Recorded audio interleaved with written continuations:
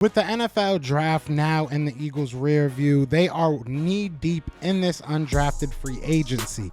And today I want to talk about how all of this new blood could affect the veterans that the Eagles already have.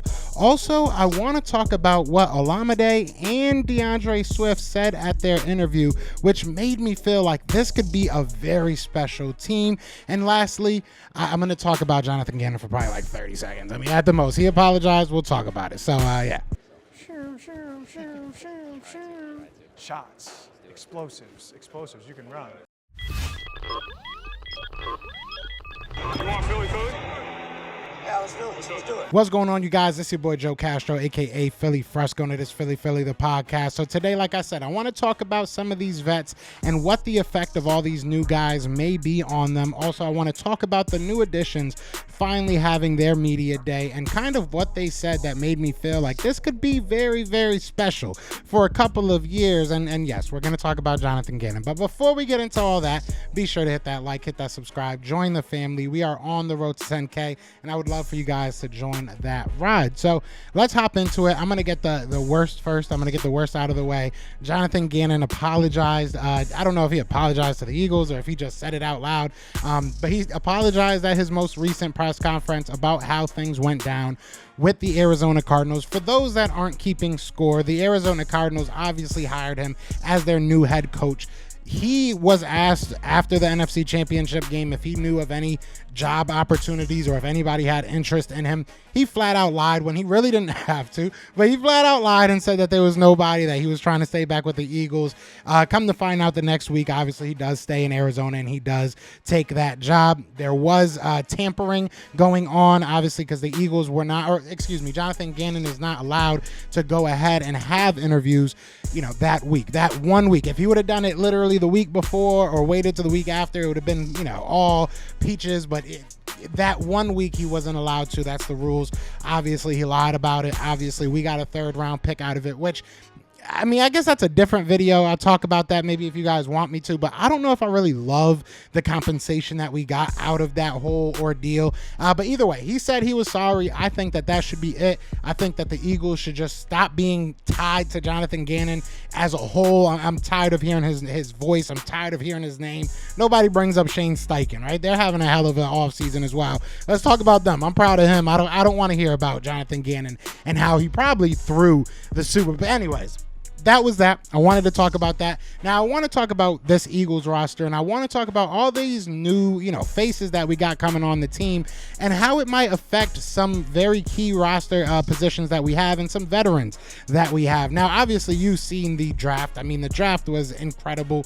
We got a number of really, really good players. If you want to add D'Andre Swift to that, kitty, it feels like you can, right? It feels like that's fair enough to do. It happened on draft night. So I feel like you add D'Andre Swift, it was an A+. And I've said this before, this was one of my most impressive drafts by Howie Roseman, in my opinion, just on the surface of things. We'll obviously see how things pan out as far as what they'll do in their career. But either way, this was a very good haul. A lot of good players coming on, undrafted free agency, able to get guys like Eli Ricks, Mekhi Gardner. We've gotten a couple guys. We've gotten a punter. We've gotten a couple guys that might really make something shake on this squad. So who am I looking at? There's three guys. I'm going to be honest. There's three guys that I look at and I'm like, your job might be a little bit in jeopardy. Now, I'll start with probably the least, sexy name is going to be Arryn Siposs. We've had Arryn Siposs on the show. He's an awesome dude. I feel like he was getting better last year and then obviously, unfortunately, got injured.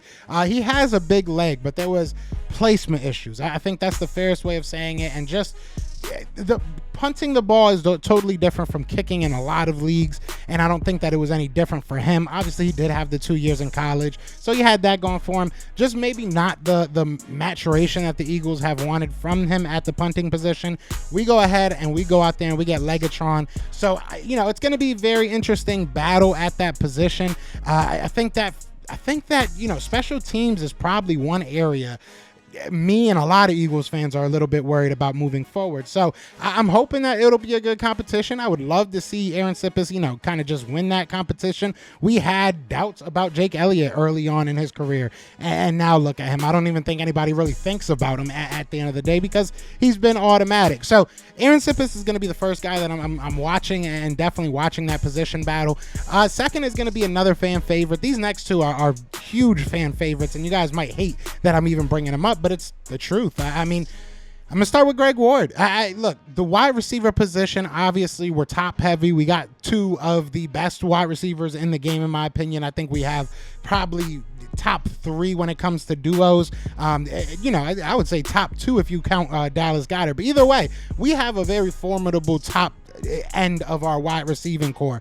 I know that they like Quez Watkins. I know that they like Olamide. I know that, Greg Ward is a guy that you'd say at the end of that and feel good about, but we've brought on so many undrafted free agents. We've got guys in this room. I don't know if they're going to want to keep a Greg Ward. Obviously, he's on the wrong side of 28. He's getting older. He's not getting any younger. And you kind of know what you have out of him. And, look, special teams is a big part of what these guys have been for the Eagles throughout their career. Obviously, look, Greg Ward has made his plays. He's had good games. But realistically, he's been able to stay on this roster from his special teams prowess. Is it enough this year? Or does a guy like Eli Ricks maybe take his job? Maybe one of these wide receivers. I mean, we paid a lot of money to Joseph Nagata. Maybe he comes in. Hasselwood, I believe his name is. I used to play with Hurts back in college. Maybe he steps up and steps in at one of those positions and just kind of makes Greg Ward unnecessary, and I would hate to see that. I really would hate to see that.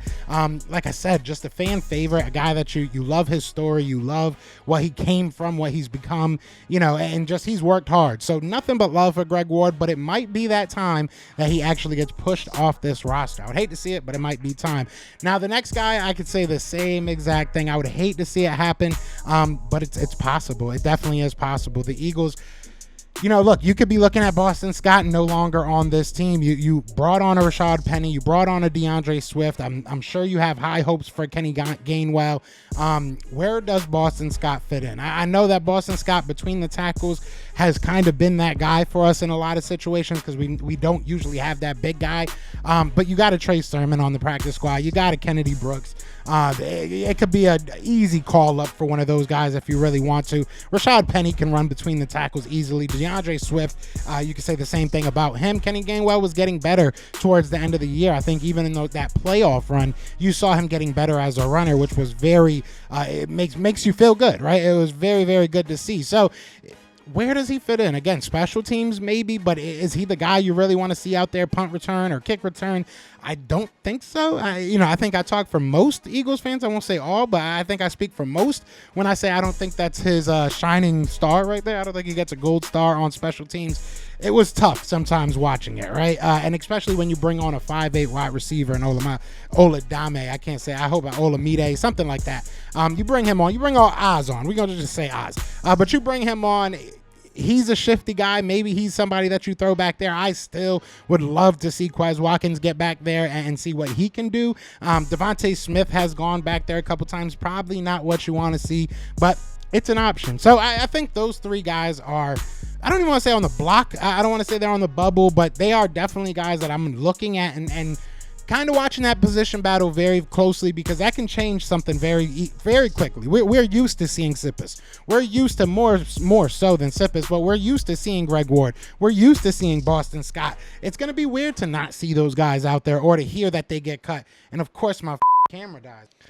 Hopefully nobody saw that. But either way, it's going to be really weird not having these guys around. We're used to these faces. But at the end of the day, I want to talk about what our new additions said at their interview today and just how it made me very excited about this team. Olamide, obviously, from the Atlanta Falcons, and DeAndre Swift from the Lions.